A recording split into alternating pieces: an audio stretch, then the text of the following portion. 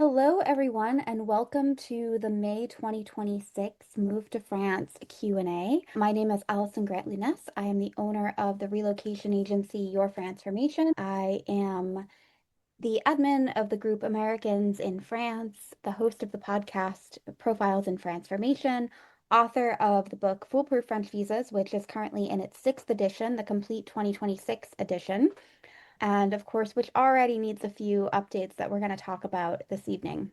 So, if you are looking for assistance with your relocation to France, this is a good opportunity during the Q&A to ask a few questions, whether you're moving in 1 month or 1 year or 5 years. Get to know us a little bit, understand how we work so that when the time comes and you're looking for assistance on your relocation, we can have a chat to see if we're the right people to help you. So, I want to start by going over a couple of things that are changes. These are going to be updates to Foolproof French Visas. We are going to send out a little update to the book soon to all the people who have purchased. So, the fees for all residence permits have gone up a little bit. So, it's important to know. I'm going to let you know what the prices are. So up until now, it's been 200 euros to validate a visa online, 225 euros to get a carte de séjour. And now those amounts have gone up to 300 euros to validate a visa, 250 if you're renewing a carte de séjour, but 350 if you are applying for your first carte de séjour. So the first year after your validated visa, it will be 350 euros. There's also a new fee for exchanging your driver's license. Up until now, that service has been free. And as of Friday, it has now gone up to 40 euros. So you'll have to purchase a fiscal stamp during the process of exchanging your driver's license from one of the states that allows an exchange. So just a couple of things to know about that. We still don't have any new information about the PUMA contribution or the healthcare contribution that may be assessed at some point. But those are some important changes that it's good to be aware about as everything changes as it always does. They certainly like to keep us in business. So I think there was another change that I wanted to mention too, but I can't think of it right now. So we will be sending out some information to the purchasers of Foolproof French visas to make sure that everybody has the most up-to-date information. And of course, when you get that notification from the prefecture or you go through the process to validate your visa, obviously they'll now be asking for a fiscal stamp with the higher amount. Other thing that I wanted to mention before we go ahead and jump into the questions is I do want to invite you all to join me for the 2026 Relocate to France Virtual Summit. This is happening again this year. It's the second year of this event. It's a 5-day event during June. We're doing an extra day this year from Monday the 15th through Friday the 19th, where we're going to have dozens of presentations by relocation professionals who can assist you with everything from taxes and financial planning to estate planning to finding an apartment to insurance and banking and all of the topics you're going to need to know about during your relocation process. So please do come and join us. It's completely free to attend live. If you're not able to attend all the sessions live, we are going to have the replays available for purchase. We also are going to have a virtual exhibition hall. It's a little bit different this year. We're making sure that the virtual exhibition hall does not overlap with the sessions for more than about 30 minutes because we really want you guys to go and take advantage of meeting professionals in their Zoom breakout rooms, asking them questions, getting their information so you can contact them about what kind of assistance you might need from them. And we're also going to have some themed days. So Thursday, for example, will be the theme of tax and financial professionals. Wednesday, I believe, is the theme of international schools and French language. And so we're trying to get different themes so that each day you can go in and meet a few different relevant groups or professionals that are going to be important to your relocation to France. So I hope to see you there, and I will of course be doing all of the presentations on visas, starting a business, etc., etc. So I'm going to go ahead and jump into the Q&A, the questions that you have submitted. I think I'm going to have enough time to get through all of them. And of course, if you are submitting questions, if you have already submitted questions, you do not need to resubmit them. In fact, please don't. If you want some clarification or if you have a question that you have not submitted previously, you can submit them in the chat or in the Q&A box and Hopefully, I will be able to get to them at the end. All right. Joe and Deb, we reviewed the session from yesterday, and Allison mentioned an event in mid-June that we will hear about soon. So, obviously, the Relocate to France Virtual Summit. Will this be recorded and posted to the Transformation website? We'll be traveling. So, it will be recorded, and if you would like to watch the recordings, you can purchase the All Access Pass, which will give you the complete set of recordings. We will keep them up through the end of 2026. So, the 2025 recordings stayed up all the way through the end of December. Actually, I think it was even closer to the end of January 2025, so that if you wanted to rewatch the session multiple times, go back and take notes. If you didn't get to watch it and you wanted to watch it a couple months later, you could do that. And then we take them down when we begin setting up for the next year's summit. As we have been researching Lyon to move to, we believe we should plan a scouting trip to stay there at least 1 month and make sure it's where we wish to stay. Would you have any contacts in Lyon who we could reach out to help us find a place that is central and be able to provide some time to meet and go over what life in Lyon is really like? Okay, I think a scouting trip is a really good idea no matter where you plan to move. It's really good to see what towns and neighborhoods you might want to live in. Some people will do a scouting trip to a particular city and make sure that one, they want to live there, and two, find the particular neighborhood. Other people will come on a longer scouting trip and try out multiple cities if they're trying to decide between like Bordeaux and Montpellier and Lyon and kind of scope out which city is their vibe. So I think it's a really good idea. Make sure you like it. Make sure if you can, it's potentially good to do a scouting trip in like January, February when the weather is not so good because obviously, it's much nicer in the spring and summer when the weather's good. Or if you're looking in the south and you don't love the heat, maybe do a scouting trip in August and see if the heat is tolerable for you. So really good idea. I would suggest there's an American club in Lyon that has some activities and cocktail hours. They might be a good group to reach out to. We do have apartment search agents who can work in Lyon, but they're not necessarily going to be able to just kind of sit and have a chat with you about moving. So I would say that for your scouting trip, you really want to I would say look at the real estate listings in agencies to see what the prices are in the different neighborhoods, see what vibe you like in terms of the different areas of the city, see if you can narrow down specifically where you want to live. And then once you have that kind of figured out, that's when we can go and talk to the rental search agent and people like that who can actually help you to find a place to live. All right, Chris, travel restrictions before the Cap Vital. I'm not totally sure what that means. I think so I'm going to make an assumption about registering for the healthcare system. When you are registering for the healthcare system, you need to be residing in France for more than 3 months before you can begin the registration process. So you need to have a valid visa and you need to have a place to live. So if you are doing a scouting trip and kind of figuring out where you want to live and narrowing down your location, then once you arrive in France with your visa, you want to be using the first 4 to 6 weeks, maybe 8 weeks, to find your long-term lease where you're going to be able to have bills in your name and get mail and be able to show a utility bill with consumption of electricity or water or something. Because when you go and apply for the healthcare system, they are going to be looking at, are you actually living there? Are you consuming utilities there? Do you have proof of like that's where you reside? So I won't say that you can't travel during that time. There's no restriction on going back and forth, but we do want you to arrive in France, get a valid address, have it be a place where you can get mail, set up utilities in your name, and then be coming back often enough to check your mail because one, we need to validate your visa to that address. Again, ideally within the first 6 weeks, maybe 2 months. And then once you send off this request to join the French healthcare system, they're going to send you back mail. They're going to request more documents. They're going to eventually send your attestation de droit and your carte vitale in the mail. And so if you're not there and you don't pick up the mail and they send you a letter saying, "Hey, we need another copy of your birth certificate. Please reply to this letter within 30 days," and you don't do it, well, then you have to start the process all over. You're also going to have your OFI convocation during the first year, not necessarily related to signing up for the French healthcare system. It's not connected to the carte vitale in any way. That notification usually comes by email, but it's something that you also have to be physically present in France to do, and it's best not to have to cancel. So No official restrictions on traveling in and out of France, but you do have to plan to be spending the majority of your time here. You do have to have an address where you can get bills in your name, where you're obviously consuming electricity, all of those kinds of things. So, really important to not be spending all of your time traveling.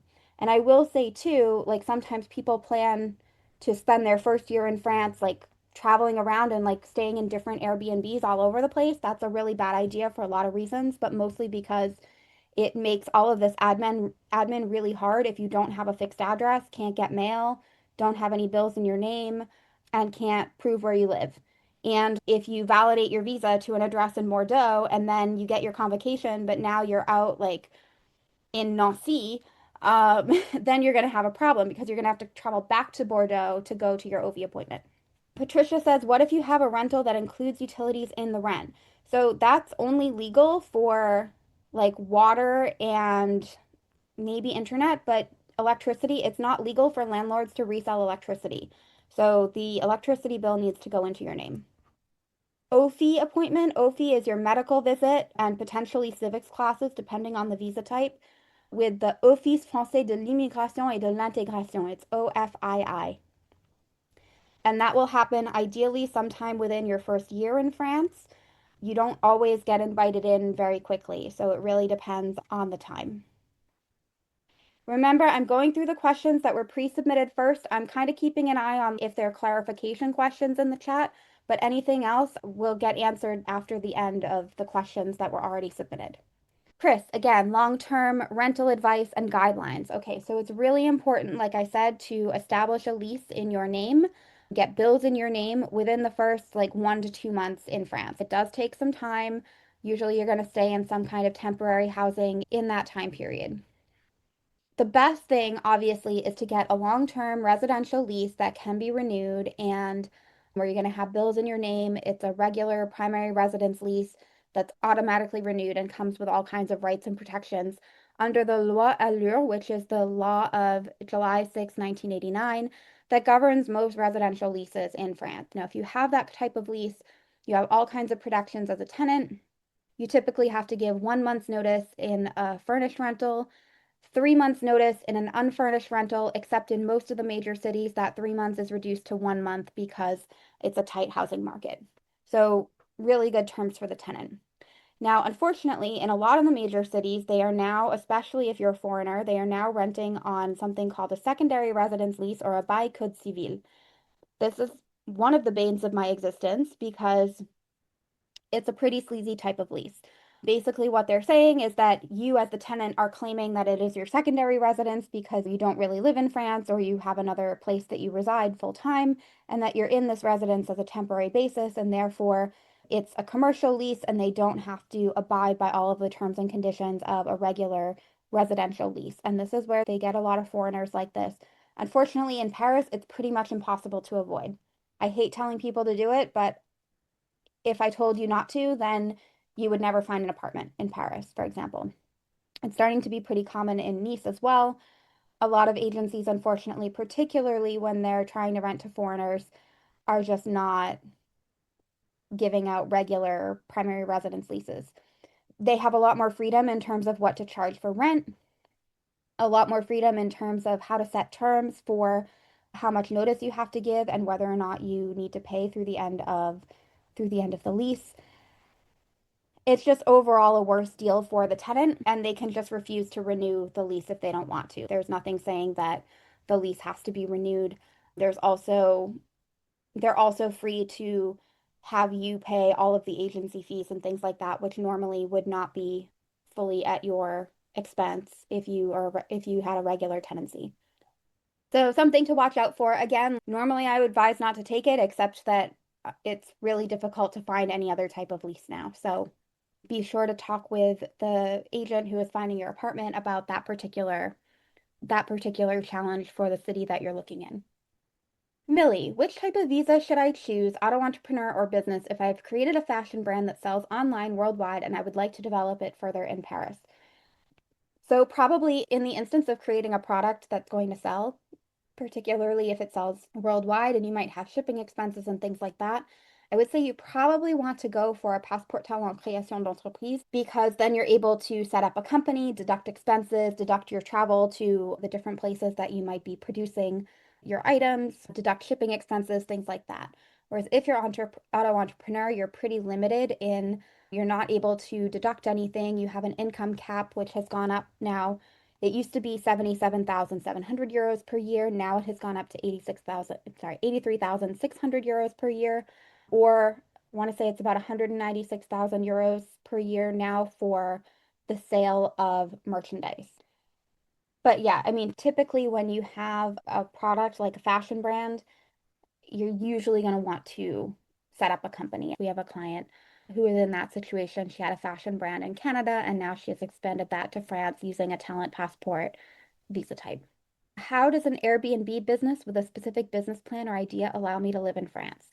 Okay, so the first thing to know about Airbnb is that there are a lot of places that now have very significant restrictions on Airbnbs and short-term rentals. And so if you're purchasing property and you want to use that for Airbnb purposes or short-term rental purposes, you really want to be careful about checking all of the restrictions in the town where you're purchasing, in the building where you're purchasing, and make sure that you're going to be authorized to do that activity to the extent that you want to, because there are so many restrictions now in what types of property you're able to rent out and for how much.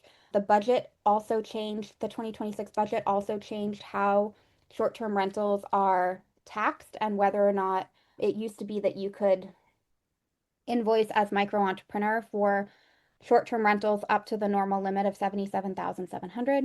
And now in most cases, if you're not a classified rental, you have to be on the real expenses regime starting at about 15,000 euros of income. So it's not as good as it used to be. If you are purchasing a property that has gîtes, this is a really popular way to buy property in France. Again, you want to look at what does the season look like? What are the other gîtes in the area? How much do they charge? Is it, what does tourist season look like? Is it from April to October? Is it July and August? Because whether or not you're able to create a viable business from gîte activity alone is going to depend on what type of visa you're going to apply for, what type of business plan you put together. And again, if you are buying a property for running gîtes and your business plan is relying on the gîte for income production, then you need to actually own the property and have the sale go through and have it be ready to start working for you when you apply for the visa. So you don't, for example, want to buy a property, have to do 200,000 euros of renovations over a year and a half and move to France with a business visa, knowing that you're not going to actually start the business for at least a year and a half because that makes no sense and your renewal is likely to be rejected. So, a lot of things to think about for an Airbnb business. Joe, in your book for the visa, it says the long stay visitor visa does not offer a clear path to naturalization or residency. We are retired, will meet the requirements, looking to stay as long as 5 years, but maybe longer. Is there another visa we would qualify for to get a more permanent residency, naturalization, or citizenship? So it's true that visitor visa does not always offer a great long-term path to residency or citizenship. In recent years, particularly, Rotellot tightened the requirements for naturalization and has really emphasized professional integration, including French source income as a requirement for naturalization. Now, that's subjective. That could very well change. To me, it has always been clear that not being professionally integrated in France was a detriment to a citizenship application because professional integration and financial self-sufficiency has always been one of the most significant requirements for naturalization. However, there are some challenges to this new tightening of the rules that are currently working their way through the courts. I know there is a lobby of people who are saying that it's unfair that retirees with foreign pensions are no longer able to be naturalized. So that situation could certainly evolve. It's always been my position that visitor to naturalization is not ideal and not the easiest way to apply.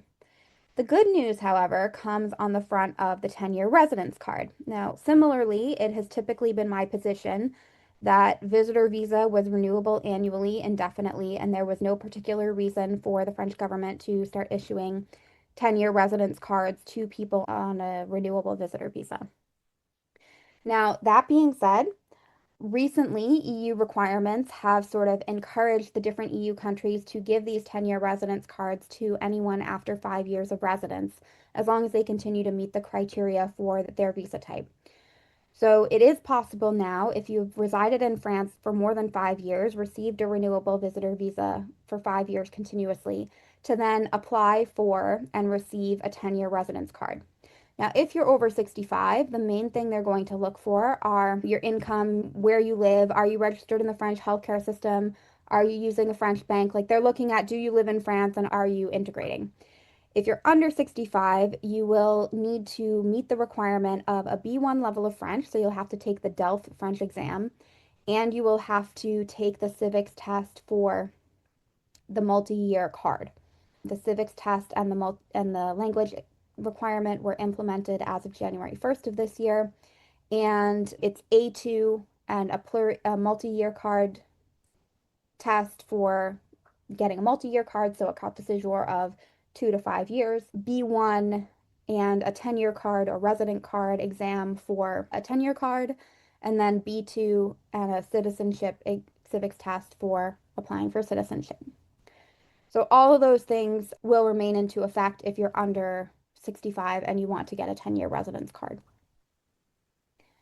But we do have multiple clients now who have reported like they've gone to just do the annual renewal of their visa and they've been here more than 5 years and they've just automatically been given a 10-year card, which a year and a half ago that was totally unheard of. So there is some good news for retirees who want a little bit more of a long-term or more stable residence permit for France. We plan to use my Social Security, an annuity, and a small pension my wife has, collectively about $6,500 gross per month, $5,000 net. How do we show this on the visa application as joint funds to support ourselves? We do have savings and retirement plans we can draw from if necessary. So, a couple of things you're going to need to show bank statements, ideally a joint statement showing sufficient funds. You're also going to provide the pension statements for the person whose pension it is. And if it's one person's pension who's covering for both people, then ideally you're legally married and can provide a marriage certificate. And also, we would write, as part of that visa application, we would write a financial guarantee saying that it's joint funds and the pension is used to support both of you. Judy, after receiving approval of the visa, how much time do I have before I must move to France? So you can apply for a visa 90 days before your intended departure date. That means that if I want to move to France on July 4th, I can apply for my visa starting May 6th, basically, anytime after May 6th. You don't have to apply that far in advance because usually it takes about 7 to 10 days to get your visa back after your appointment. So usually we advise leaving about a month. Now, you are the one that sets that date. So if you go in next week and say, I'm going to apply for my visa on May 11th and I want it to start July 4th because that's when I plan to arrive in France, then they kind of expect that you're going to be in France on or around July 4th. Now, if you arrive like a day or two earlier or a few days later, it's not really a big deal.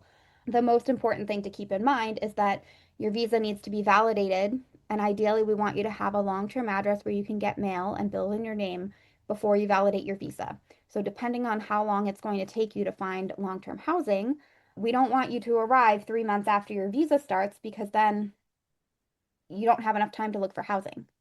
The deadline for validating your visa is 90 days after its start date, after which, if you haven't validated it, theoretically it's void. But again, ideally, we want you to arrive around the time of your visa, establish yourself, find long-term housing, and then validate the visa. The other issue that can come up too, I just want to point this out because this happened with one of our clients. If you have a visa that starts, let's say, July 4th, and you don't show up until September 20th, you've now lost 2.5 months, not only for validating your visa, but also for starting the process of getting on the healthcare system. Because you can't start the process of registering for healthcare until you have been residing in France for 3 months. So if you arrive 2.5 months after your visa starts, it takes you 2 months to find housing. Then You still need to wait another month or two to send in your healthcare application, and you might not get it back before it's time to renew your visa, which means you're going to be paying for another year of health insurance because they want to see by that renewal that you are covered in the French system. And if you're not, you need to pay for another year of the private healthcare plan. Noelle, I've been in France since December 1st, 2025.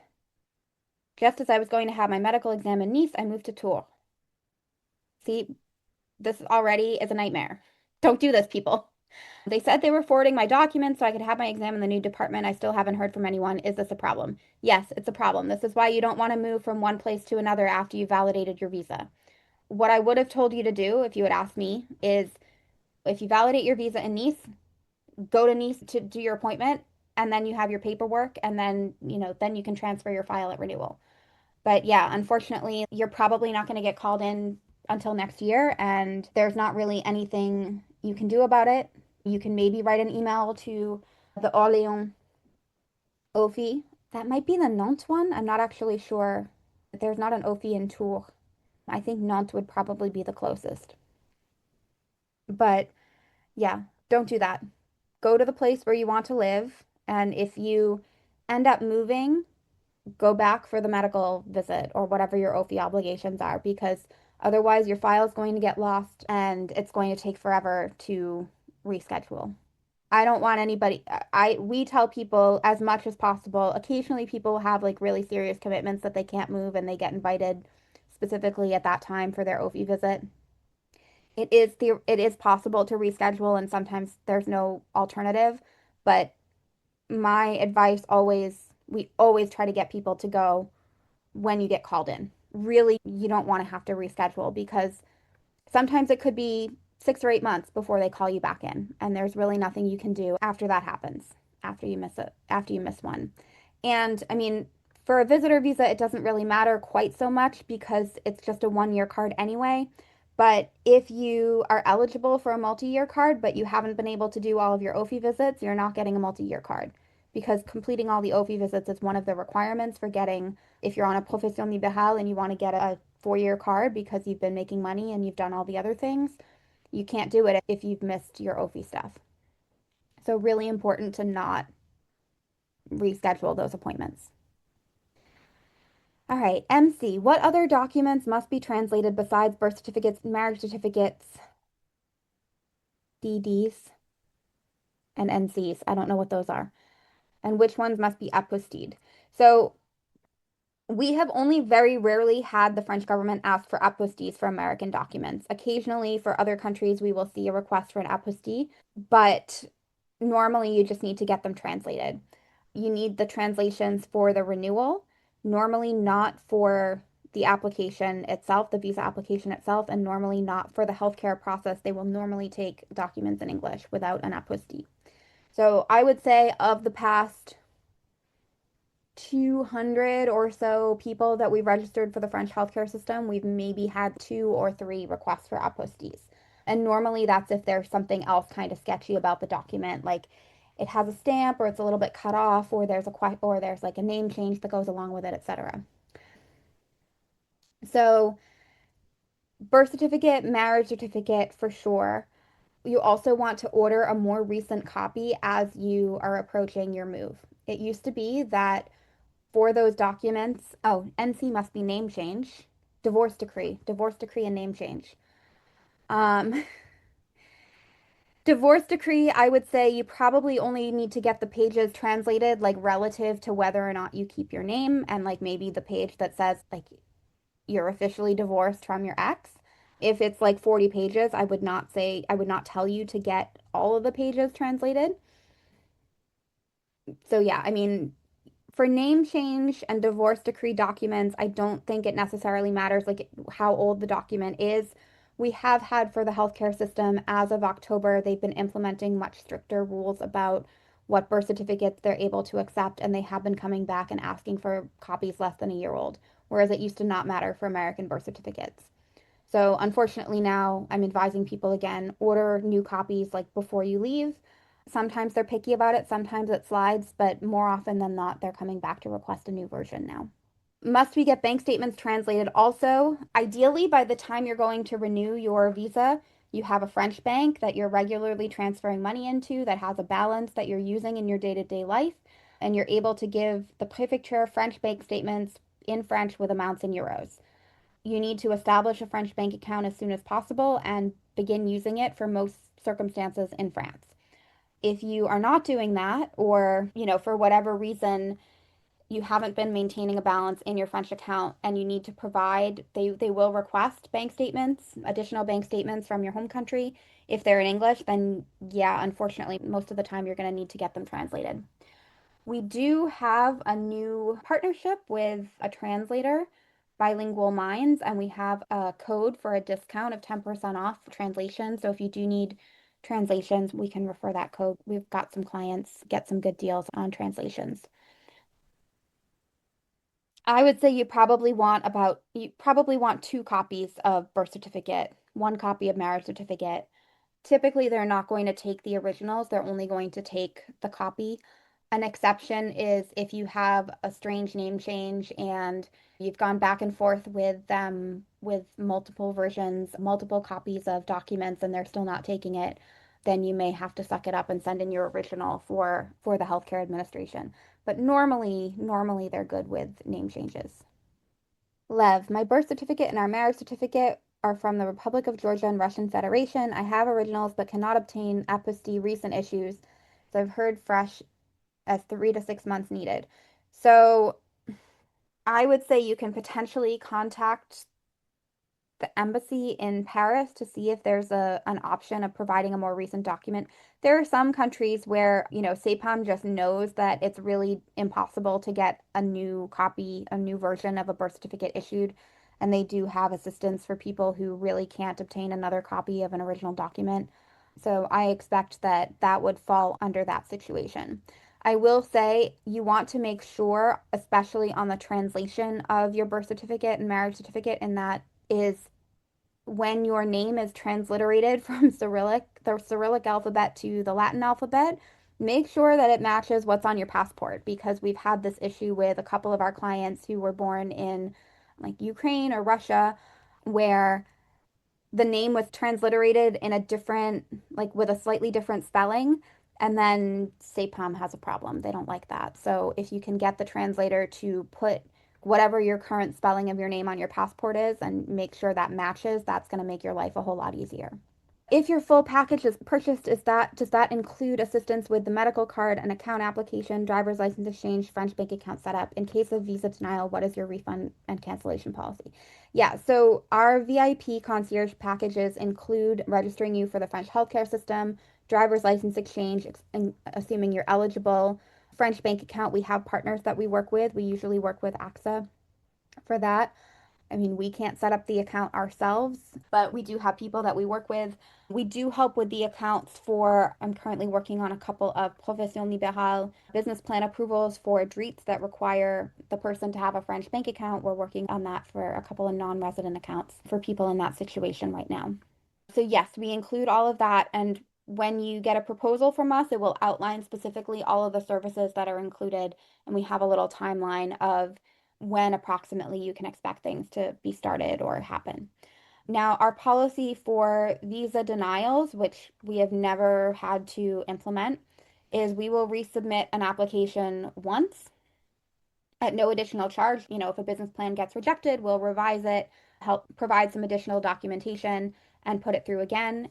If that doesn't work, we still remain on the hook for any additional services after you arrive in France, but we won't do a second revision of the application because I consider that you need to go consult a lawyer and see what is potentially wrong with the file. We have only, I think since COVID, I've only had one rejection. And then we've had, I think, one case where we had to resubmit because there was a mistake on some of the documents that we discovered at the last minute. So really not something we've had to implement often.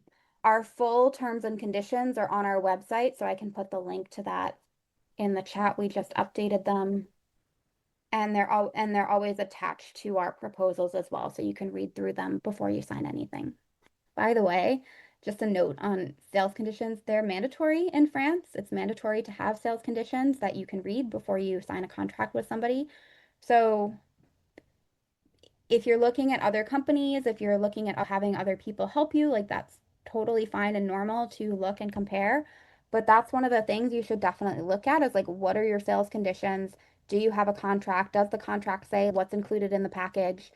Because a lot of the new fly-by-night, like visa experts who did their own visa and now think that they know what they're doing with French administration, they may not even have real registered businesses, much less general sales conditions and all of the legal mentions on their website and things like that. So, just one of the things to look at while you're considering. There are plenty of legitimate and reputable companies that can help you. You know, mine is certainly not the only one, but just be aware of that because there's so much nonsense happening on the internet right now that it makes me worried sometimes for people. Okay. T, the online visa application asks if you have any relatives who are in France. What would be the best way to respond if you have cousins who immigrated years ago, but you're not in touch with them? Yeah, I mean, I consider that family that you list on your application would be parents, siblings, maybe grandparents, children.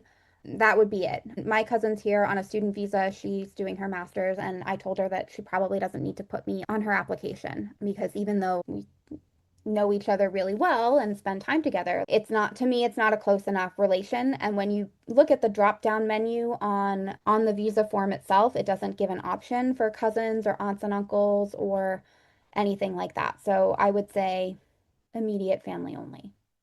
Jerry, I saw some chatter on Facebook about changes to requirements for a pet passport. Can you tell me what the changes are? I'm not super familiar with the pet passports because that's not something we handle ourselves. We do have materials in our client resources that tell you about the requirements for importing a pet into France, both before you leave and after you leave.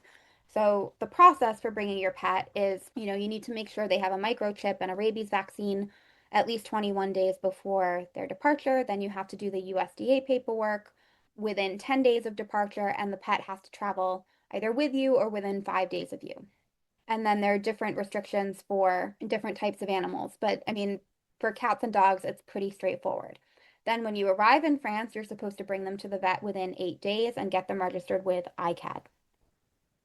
Now, the issue is that I think particularly a lot of people who owned second homes in France were registering their pets as residing in France so that they could get a passport and travel back and forth. And they're now restricting that to people who actually live in France. So I'm not totally sure on what the pet passport policy will be for people who bring foreign pets and are residing full time in France and have a residence permit and things like that, how easy it will be to travel back and forth. But what they're really cracking down on is like there were, for example, a lot of British second homeowners in the Dordogne who would register their pets as residing in France, but they were really traveling back and forth and it was only ever a vacation home. Tamara, may I relive in France even if I had a residency card before, a 10-year residence card before?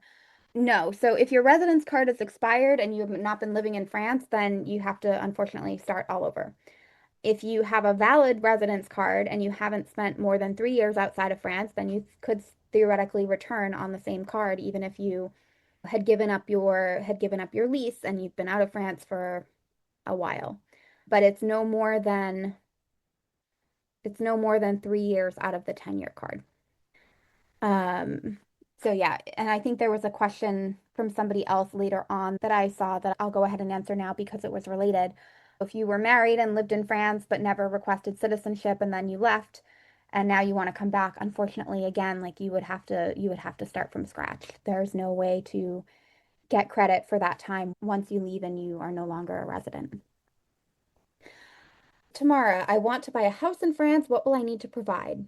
Okay, so there's a couple of things. One is if you're a cash buyer, then the process is relatively straightforward. You make an offer, you sign a compromis de vente where the seller agrees to sell it to you for a particular price. You can have some clauses suspensives where those are like conditional phrases that allow you to get out of the purchase without a penalty. Normally, it's conditional on me selling my house. It's conditional on me being able to get a mortgage for X amount at Y rate, things like that. After you sign the compromis, you have 10 days to pull out with no penalty. If you pay a deposit. After that point, if you do pull out, then you would lose that money. And then at that point, the notaire has to start the process of validating all of the property deed and the ownership and any egresses to the property and planning permission and all kinds of things like that. They have to see if the mayor's office wants to preempt the sale and purchase the property out from under you, which happens sometimes if they have a construction project. And there are certain things to verify. So from start to finish, it normally takes about 3 months. If you do need a mortgage, we do have some mortgage brokers that we work with who will work with international buyers. Usually that means that you're going to need to have income that will be ongoing. So it's a little bit more difficult. Like if you're quitting a job to come to France, then you'll need to show what your income is going to be and have stable income to qualify for the mortgage. And you'll also have to have a pretty hefty deposit as well because you can only finance maybe up to half the purchase price. And it might take a little bit longer for the sale to go through if you were getting a mortgage. But you don't need to have a residence permit, citizenship, anything like that in order to buy property. I haven't fully decided on where I want to settle long term and I'm planning to initially rent a small apartment for 1 year in one city or town while exploring my long-term options. This is the way that you want to do it if you're not sure where you want to live. You want to get a small, inexpensive place and then travel around, but maintain one place where you want to live. With rental shortages and natural preferences to rent to locals, how would you recommend I present myself to potential landlords in my dossier letter? Yeah, the rental search agents that we work with normally advise writing a little cover letter saying who you are and why you're in France and why you want to rent that particular place. It's really important to submit your application early to show you have plenty of money. And I mean, pretty much if you're going to get a furnished place, the lease is automatically going to be for 1 year. It's renewable automatically, but you can give notice at any time. So what you don't want to do is you want to say like, well, I think I'll probably leave after 8 months to move to Nice or whatever. You need to be selective about what you're saying and say why you're interested in spending time in that local community. If there are particular things that town is known for, then that you're interested in, add them in. And in the end, the landlord taking a liking to you can certainly help with the file, and it can be an element of getting approved, but it's not really the main criteria. So just an honest cover letter with expressing some interest and then showing solid financials, plus the guarantee from a rent guarantee service is going to help. All right, that one we already answered. Carla, after arriving in France, how do you find the office to renew your visa within the 3 month window? You do it online. It's all done online now on the NF website. If I don't have a guarantor to rent a place, are there other options for renting or companies that can help with a guarantor? Yes. So you can purchase a rent guarantee insurance. It normally will cost you 4 to 4.5% of 1 year of rent. And they will want to see your bank statements, your savings, your income. They are able to take into account all of those things, even if they're outside of France. So they'll take, your Social Security or your 401k, your rental income from a US property that you own, or things like that. They're able to take into account that other French agencies and like French landlord insurance would not be able to take into account. You can get a certificate from them saying how much they will approve you up to, and you can include that in your rental dossier as well. So if Garant Me, for example, says like, oh yeah, we'll insure this person up to 2,100 euros per month of rent, and then you're applying for apartments with less than that, it should be relatively straightforward. Not all landlords will accept it. Some of them don't really understand what it is, but it's becoming more and more well known. Jacqueline, I will be shipping some household items to France, and I recently found out that I will need a certificat de changement de résidence for customs to prove I have lived in the US for at least a year and providing documents illustrating that.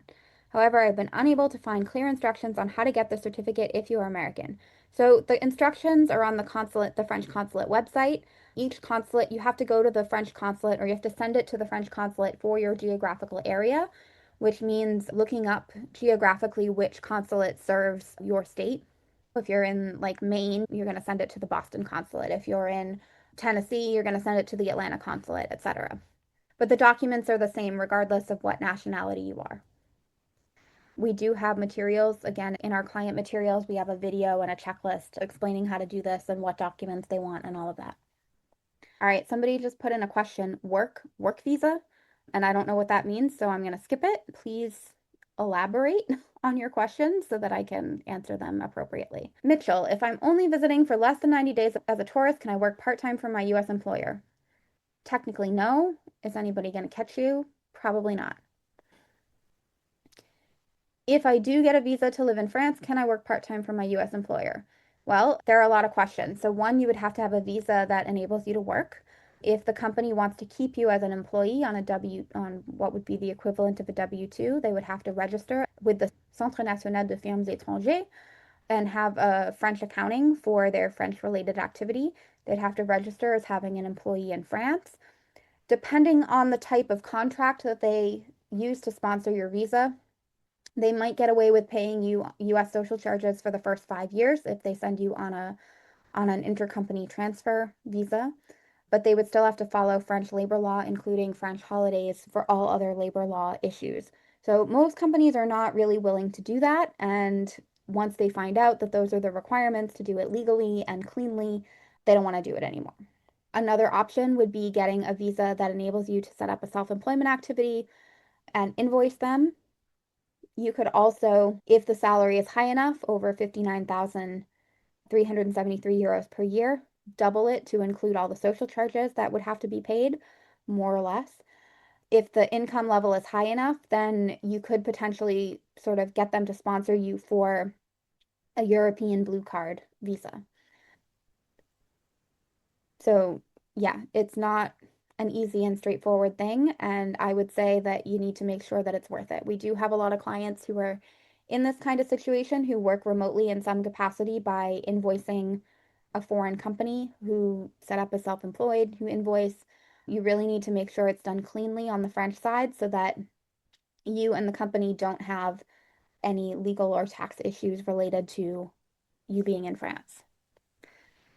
Desiree, how can I become a French citizen since I was born in Paris? I lived in Paris from 72 to 79.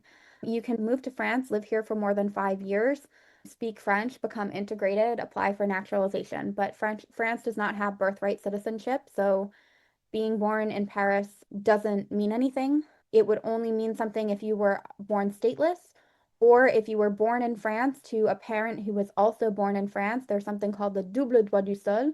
You could potentially have qualified through that as well. But if you were born in Paris and your parents weren't French and you didn't get French citizenship at the time, you're not French. So you would have to move here with a visa and qualify in the normal way. Lee, I might be 60 when I move to France, and I understand the French exam is waived for people who are 65. So does that mean for the 5 years before I turn 65, I will need to pass the language exam to renew my carte de séjour yearly until 65? No. The language exam and the civics test are for multi-year card, 10-year card, and naturalization. So if you're renewing a 1-year temporary visa or temporary carte de séjour that's valid for 1 year, you are exempt. You do not have to show language exam or civics test results. Once you turn 65, you do not have to show B1 level of French or the civics exam to obtain the 10-year residence card. Lee, why are dentists so scarce in France? In the US, I get 2 exams and cleanings a year, but from my research, there doesn't seem to be enough dentists, and it sounds like people go to the dentist once per year. It's just, I mean, dental health is not super well reimbursed in France, but to me, there are plenty of dentists. I've always been able to get an appointment with a dentist when I have needed one. So I would say that there's nothing stopping you from going more than once a year. The cleaning process is not quite as intense as it is in the US. So you will have to adjust to the difference in the cleaning. It's also done by the dentist, not by a hygienist or anything. So there are some differences there. Lori, we've read that it's harder to obtain private health insurance after 60. If it's true and we can't apply for a visa until 60, should we prepare to pay for a more expensive private health insurance policy? So the price can vary based on age, but we've had a client as old as 93 and we've got coverage for them. There are some policies, I would say one of them I think doesn't cover over 72, I want to say. So when we provide quotes to our clients for policies, we do provide quotes depending on how old people are, but we've never had somebody not be able to get insurance. We own 2 small apartments in a small village. We want to apply for a retiree visa per our syndic. Are we allowed to let one of the apartments. Are we allowed to earn income or rental income, or should we be applying for a different visa? So it depends a little bit on what kind of lease you want to do, but I would expect that even if you're renting out, even if you have authorization to rent out this second apartment as a short-term seasonal rental for rentals up to 90 days, I would expect that in most cases you're going to be under the 23,000 euros per year, in which case it's fine to have passive rental income that's non-professional on a visitor visa. If you're earning more than 23,000 or you think you can earn more than 23,000, then we should talk about whether or not you need a business plan and a business visa to operate it as like a gîte or some kind of professional rental. But in most cases, if it's one apartment, you're not necessarily going to come very close to that amount of money per year. Okay, Karen, what type of visa is my best option? I'm 66, British. I'm a French taxpayer as I rent out French unfurnished homes. So renting out unfurnished property is definitely considered non-professional rental income. So to me, that means you would qualify for a visitor visa. Unfortunately, the fact that you never claimed citizenship when you were married doesn't really help you because you're not qualified for it now. But you could get a visitor visa, and if your French rent is more than the minimum for the visitor visa, then that's the main thing that you have to show. You could also potentially show pension and cash resources as well. If I live in France again, if I have already paid French tax but retired receiving a British state pension, can I still claim an S1 for health? So, French income tax is not necessarily French healthcare. So, if you're receiving rent from unfurnished property and it's not considered a professional rental, then you're not normally paying French social charges on it. You might be paying CSG, CRDS, but that's not considered a social charge. That's a tax to reimburse social debt, which is slightly different. It doesn't open up a right to a healthcare coverage. So probably what would happen is if you're receiving a British state pension, normally those continue to be taxed in the UK, and you would normally be able to get an S1 for healthcare. Depending on how high your income is, you may or may not be eligible or be liable to pay the contribution to the French healthcare scheme. You would have to talk to an accountant who could do the calculation. Carl, health insurance, what counts? Does an EHIC card cover it? If not, as a UK BUPA type HC. I have no idea what this is. So, okay, so for the visa application, for a visitor visa, the insurance needs to be 365 days, valid in the entire Schengen space, 30,000 euros of coverage, zero deductible, include repatriation. So if you have insurance that covers those things, normally that will be sufficient for the French visa. Now, an EHIC card, a European health insurance card, is only valid for trips up to 90 days. So if you're a tourist, that can work great. If you're within the first 90 days because you're an EU citizen and you haven't started working in France yet, also fine. But once you are residing in France for more than 3 months, the EHIC card is no longer going to cover you. So in that case, you would need the S1 or you would need a private healthcare policy. What constitutes working? Is it okay to take telephone calls and attend remote board meetings, which often happen while I'm on holiday?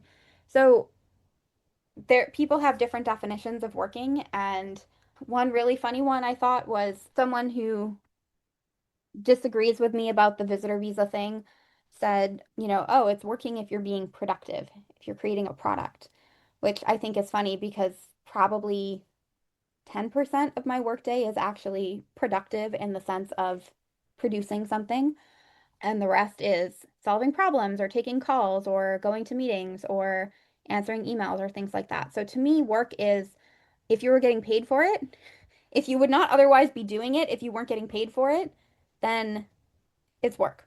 If it's part of something that you're being compensated for, even tangentially, it's work.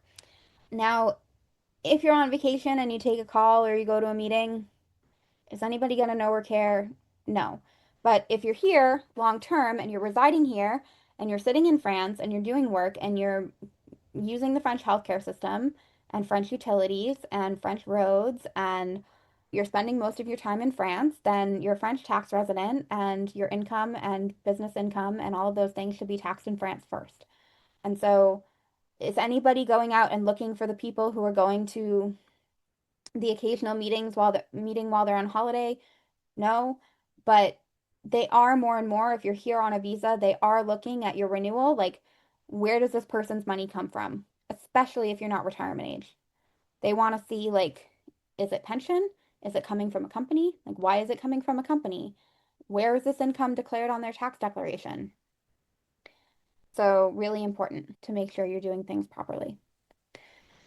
Patricia, regarding the driver's license exchange, if we move 2 to 3 months to a state with a driver's license exchange with France just before moving to France, will France have any issues or concerns with completing the exchange if we only had residency in the new state for 2 to 3 months? So up until now, we have not had any issues with driver's license exchange as long as the original license was issued prior to the visa appointment. So normally I would say you're okay. We do want to show, in that case, more than one state because we want to show ideally at least a 7-year driving history so that they can see that you're not a new driver. But yeah, normally that's going to go through. Sometimes we have people who are sort of reactivating a license. Let's say you lived in Florida, you moved to California, and then you're going to go back and re-request a Florida driver's license before you arrive in France. That's typically even better because then it shows like, oh, you had a long Florida history and now you have Florida again. Renee, we will be looking to you for help with the visa, French bank account, healthcare card, and other details such as 2 cats. When we work with you, does it include services from your entire team? Please explain the cost of services. So, yes, we are a team right now of 5 people. So there's me, there's Kim, who has been with me for the longest time. She's been with me for 5 years. She manages most of the admin stuff. There's Lacey, who is our admin. She's sending out the proposals. She's doing the invoicing. She's doing a lot of our social media. She's kind of the Jill of all trades. There's Amy, who is a contractor. She works on the business plan side, helps me put together the business files. And our newest hire is Emily, who started with us in March. And she's also now working on a lot of the admin side right now. She's handling a bunch of students that we have, and she will be doing many of the same things as Kim, like driver's license exchange, validation, etc. So eventually we'll get to the point where you'll have your touch person in your transformation. But right now we all talk to clients depending on what the thing is. But usually it will be me and Kim or me and Amy who are handling different types of files. And of course, we have a super organized internal system where we track everybody's driver's license and healthcare registration, and we know when your visa is expiring and when to send your renewal reminder and all of those things. For a proposal, I can give you our link to request one, and you're going to get a custom proposal based on how many people in your family and what type of visa and things like that. So you can fill that out there if you want a proposal from us. Normally, we advise if you're on a visitor visa or you're the spouse of a French family member, usually we advise starting about 3 to 4 months before you want to arrive in France with your visa. It's not really important to start super far in advance, but you can start earlier than that if you want access to us and our materials and to ask us questions and things like that. If you're starting a business, I would say at least 6 months, ideally 8, because there are multiple steps that we have to do in order, and we need to get different admin things done and different approvals before we can submit your visa application, and we want to make sure we have enough time. Turnaround time for visa approval. Normally, for all visa types, we recommend having an appointment a month before you want to leave for France, and then most people get their visas back within 7 to 10 days. I can't think of the last time it's taken longer than a week, actually. So they're quite quick with the turnaround. Chris, income statement for IRA is an average balance statement for the past 3 months, or do they need detailed statements? I have detailed bank statements showing the cash flow into checking for the past 3 months. So we want to show them typically cash. IRA is great. You know, it shows obviously that you have backup financial resources, but we want to show them cash at the time of your visa application. How do referrals work in France? I have a condition that is monitored by a specialist in the US that is covered according to the French site. However, I'm unclear how to navigate that portion of the bureaucracy. So everything in France is covered under your médecin traitant, your GP. So you're going to designate a médecin traitant. There's no reason why a specialist can't be your médecin traitant if that's what you want. But normally, if you have a médecin traitant, they're going to give you referrals to different specialists. Some you don't need, like you don't need a referral to go to a gynecologist. You don't need a referral to go to the dentist. But if you want to go to an ENT or, yeah, certain types of specialists, you'll get the referral from your doctor, and then that enables you to be reimbursed at a higher rate. And then everything goes back and is kind of monitored through your GP, who's responsible for something called the parcours de soins. They're responsible for ensuring that like all of your medical treatment is coordinated and going smoothly and is kind of the central point of all of the information concerning you. Now, you can also have an online Mon Espace Santé where all of your results are uploaded to the space, and any doctor you consult with will be able to see medical information from different practitioners. Again, like I said, if you want to designate a specialist as your médecin traitant, I don't think there's anything stopping you from doing that.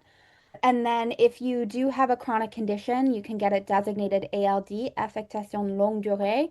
And that means that any treatment or test or anything that is connected with this long-term chronic illness or chronic situation that you have going on will be 100% covered. So if you're like diabetic, for example, then normally you won't pay out of pocket for any diabetes related treatment. Even when you're pregnant, like from month 4 through I think 6 weeks after you give birth, everything is totally covered related to pregnancy, and you don't pay anything out of pocket. So yeah, just be sure to find a specialist. You can ask the specialist if they want to be your médecin traitant, and if not, maybe there's a doctor that they work with who's able to take on that role for you.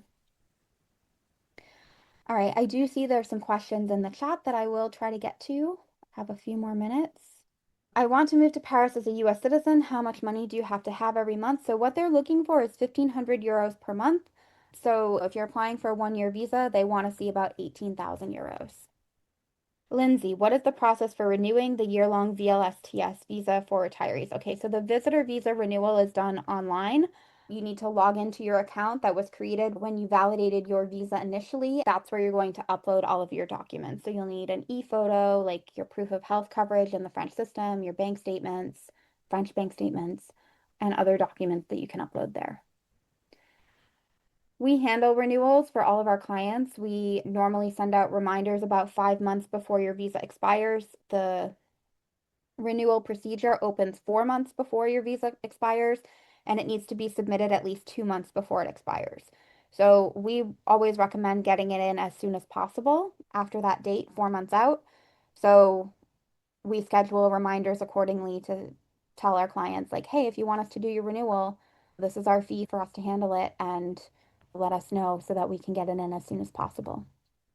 Yes, what happens when, for a visa, when a teen turns 18 and is still in high school? Be bringing my 12 and 16-year-old sons with me, possibly 13 and 17. Is online international school an option for the 17-year-old since he doesn't speak French yet? So children are required to be in school from 3 to 16.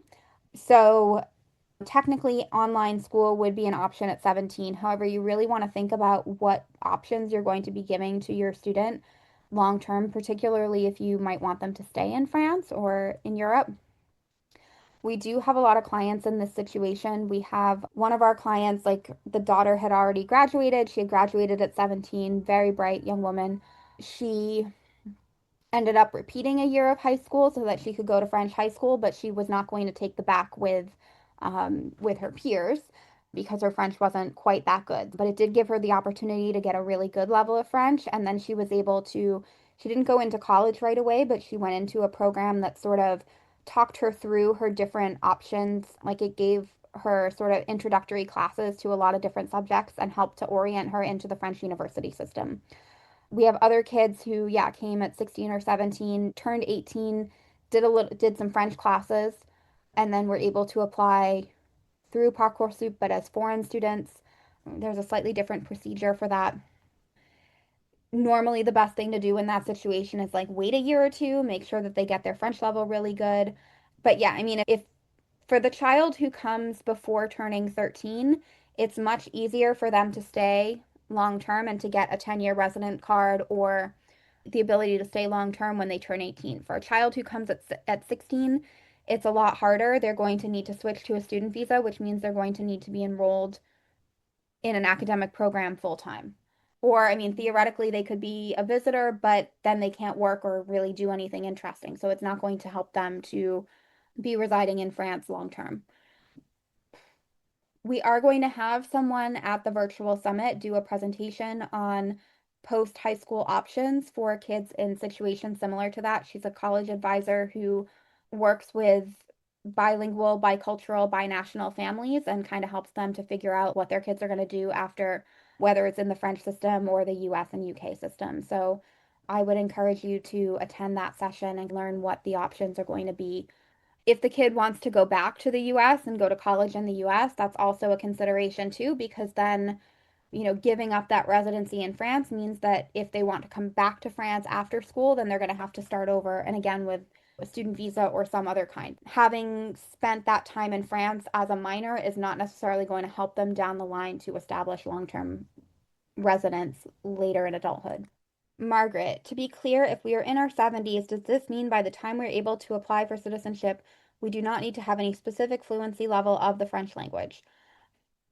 For citizenship, you might be exempt over 70, but I'm not sure. I think the citizenship requires B2 regardless of how old you are. It's the 10-year resident card that exempts you from language over 65. And again, citizenship, if you're retired and you're not paying into the French system, right now, that's not really, you don't really have a lot of options for citizenship.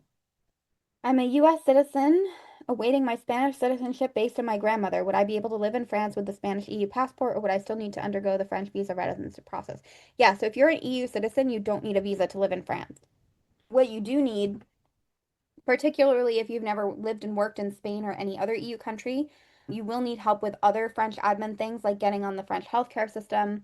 The process will be slightly different because France will need to ask Spain if you ever contributed to the healthcare system there and if Spain is going to cover your healthcare costs. If you've never lived and worked there, the answer is going to be no, but it's a little bit of a different process to get them to look you up in their system and kick it back to France. Similar thing, you would still need to exchange your driver's license within a year. And in order to do that, you would need to show you lived in the US while you got your US license despite having Spanish citizenship. So there's still a lot of admin that needs to be done, but you do not need to get a visa. Your spouse would need to apply for the carte de séjour as the spouse of an EU citizen. And again, there's no visa process before you move. Instead, it would be a carte de séjour application done in France within 90 days of arrival. So before the end of that 90 days, you would have to have a long-term lease, bills in your name, proof of where you're residing, proof of funds, insurance coverage, and be able to apply for that carte de séjour. My understanding is that your healthcare screening appointment is sent to you via email after being in France for 90 days. Is that correct? It depends. We've had it take as little as 2 days. We've had it take as long as more than a year. If not, I need to update my residential address since I have secured a long-term lease since validating my visa when my address was an Airbnb. Can I do this online? You can do it online. That's not necessarily going to change OFI. So this is the same problem of the question that we answered earlier with the person who moved from Nice to Tours. Your information was sent to OFI on the basis of the address you used to validate. So if you move to a different department or a different region, then I would say you're going to have to suck it up and travel back to the region of where you validated your visa and do your OFI visit there because it's going to be a total nightmare if they have to move your file. This is why we advise very strongly to spend your first couple weeks hitting the ground running, getting a long-term lease, getting bills in your name, and using that long-term address to validate your visa because it causes all kinds of problems if you validate the visa to an Airbnb, where especially when you know you're not going to be living there long term. All right, a couple more and then we're going to be done. Are there regulations similar to the ADA in the US where a service animal can go into the cabin? That I think is going to depend on the airline. I don't know much about how to register a service animal in France. I mean, the thing is that in France, like dogs are kind of allowed all over the place anyway. There aren't legal restrictions on pets in apartments. If you have a residential lease, then there's no way that the landlord can legally tell you that you're not allowed to have pets unless they're category 1 or 2 dogs. So That would be something we could potentially look into for a client, would be if there are particular restrictions or registrations required for a service animal. But typically, I mean, dogs go a lot more places in France than they go in the US. You'll see dogs like sitting under people's feet at restaurants and cafes and things like that. And it's much more common here than in other places. All right, I can take three more questions from here, but we are way over time, so then we're going to have to wrap it up for the evening. Nancy, if I want to live somewhere without a car but may want to rent a car occasionally and I'm not in a state with a license exchange with France, do I need to take classes in French to be able to rent a car? You can use your US license for the first year. After 1 year, you would need to have a French license. So that means you would have to pass the written test and the practical test in order to drive legally in France. And it doesn't matter whether you want to own a car or rent a car or whatever. There are some places where you can register to take the test in English with an interpreter. It's not offered a lot. It kind of depends too on where you want to live. If you're living in Paris, it's a lot easier to find English test dates than if you're living, for example, in like Clermont-Ferrand. And there's also an English language driving school that's just outside of Paris.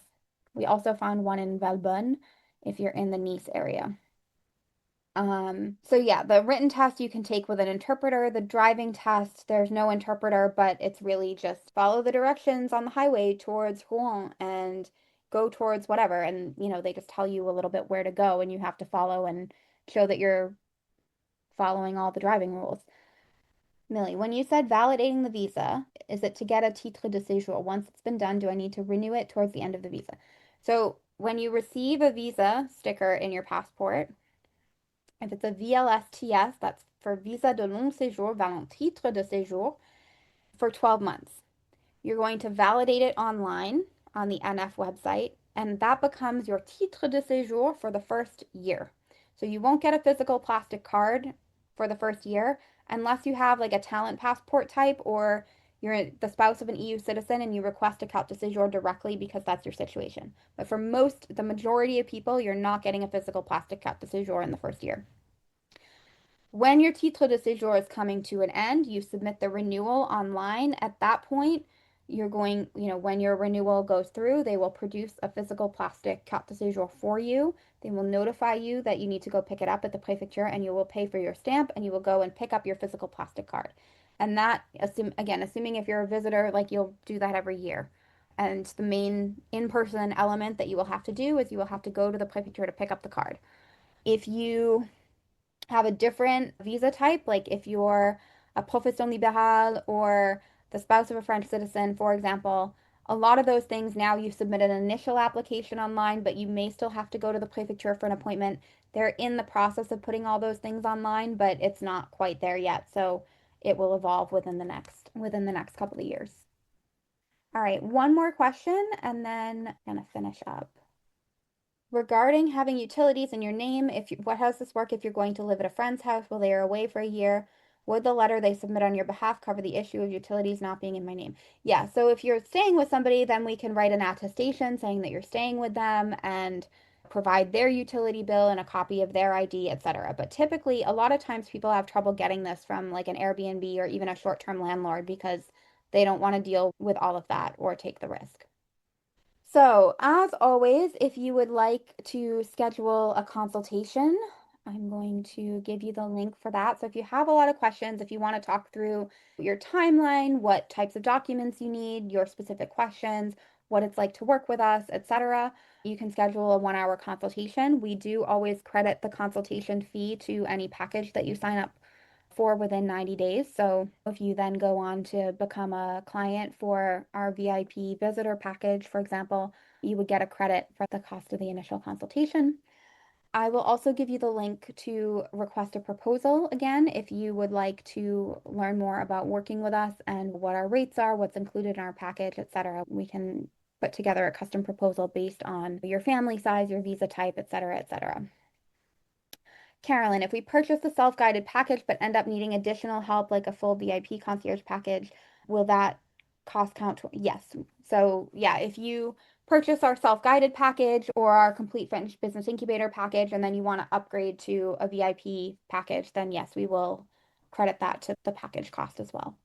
Normally within 6 months. I mean, if it's like 6 months and 2 weeks, I'll let it go through, but officially it's 6 months.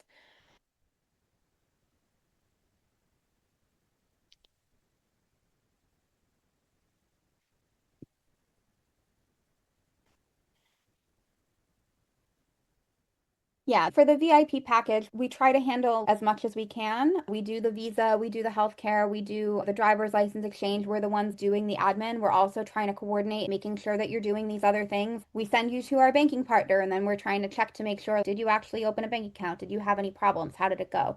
And sort of trying to manage that whole process, even with the things that we can't do. We have resources and partners and try to make sure that everything goes smoothly. Great. Okay, so you have the link if you would like to schedule a consultation, if you would like to get a proposal for us. I'm going to go ahead too and give you the link again to the Relocate to France virtual summit for 2026 so that you can go ahead and sign up for that. Again, we are going to have the replays available if you're not able to attend live. I do see we got a couple of signups during the Q&A, very first one. So I'm just going to go ahead too and make sure that you got the confirmation email that you're all registered and so that when we do start scheduling in all of the events and sending out the links to all of the Zooms that you will get everything. Carolyn, as a quick note for anyone considering the summit in June, last year's was super informative. I think I had about 15 pages of notes and still could have had more if I finished watching all my replays. Yeah, it's a lot. It's a lot. I think we had a total of 871 people registered. 670 approximately came to at least one session. We had, I think, 25 people who came to over 20 sessions of the 20. I didn't count, like, I did a little intro at the beginning and closing at the end, but I didn't count those as like sessions. I counted the actual presentations. And we had about 25 people who came to almost all of the sessions, which was crazy. But we are going to have replays. So I would encourage you to maybe not be there full time and watch some of the replays as well. But it is fun to be like live and see the questions that are getting asked and to chat with people. And we do have a great app called Heartbeat, which is sort of a cross between a Facebook group and a Slack channel, except it's private. It's only open for the duration of the summit. I don't think you can even comment anything in there yet, but that will be open during the summit. So it's a good way to be able to interact with people as well during the event. So thank you so much for coming. The next Q&A is going to be, we can't possibly be in June yet. How is that real? It's going to be on Monday, June 1st. So I will see you in a couple of weeks, and then the summit will be just 2 short weeks after that. So thank you so much for coming, and I will see you soon. Bye.